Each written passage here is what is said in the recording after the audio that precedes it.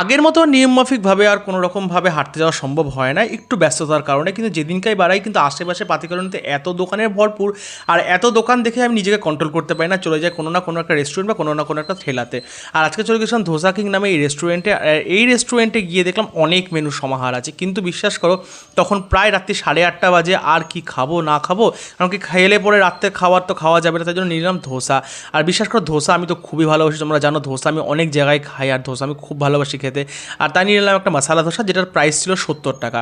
তুলনামূলকভাবে বাদবাকি দোকানের থেকে অনেক কম প্রাইস, আর আমার খুবই টেস্টি লাগলো। আর যখন ধোসাটা দিল তখন ভাবলাম যে না, ধোসাটা দেখতেও বেশ সুন্দর, আর 2 রকমের চাটনি, তার সাথে সাম্বার। আর সাম্বার তো আমি জানো সব জায়গার মধ্যে 2-3 বার করে চেয়ে চেয়ে খাই, তাতে আমার কোনো লজ্জা লাগে না। দোকানদার যদি বলে তুমি চলে যাও, তোমাকে ভিডিও করতে হবে না, তোমাকে খেতেও হবে না, তাও আমি মেনে নিতে রাজি, কিন্তু আমি সাম্বার 2 থেকে 3 বার খাবো, এটা আমার একদম ধরা বাঁধা যাকে বলা হয়।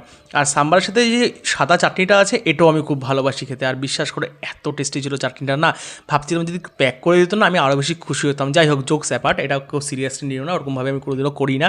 কিন্তু আমি এরকমও লোকজন দেখছি যারা রেস্টুরেন্ট থেকে প্যাক করে নিয়ে চলে আসে, মানে এক্সট্রা সস বাগেরা। যাই হোক, অ্যাপার্ট ফ্রম দিস, আর আজকের যে মশালা ধোসাটা ছিল না, এত টেস্টি ছিল না ভাই, বিশ্বাস করো এত টেস্টি ছিল। আর তার সাথে যে সাদা চাটনিটা আর সাম্বারটা, কার কার ভালো লাগে আমাকে অবশ্যই কমেন্ট করে একবার জানাও তো দেখি। থ্যাংক ইউ ফর ওয়াচিং, ভিডিওটা ভালো লাগলে প্লিজ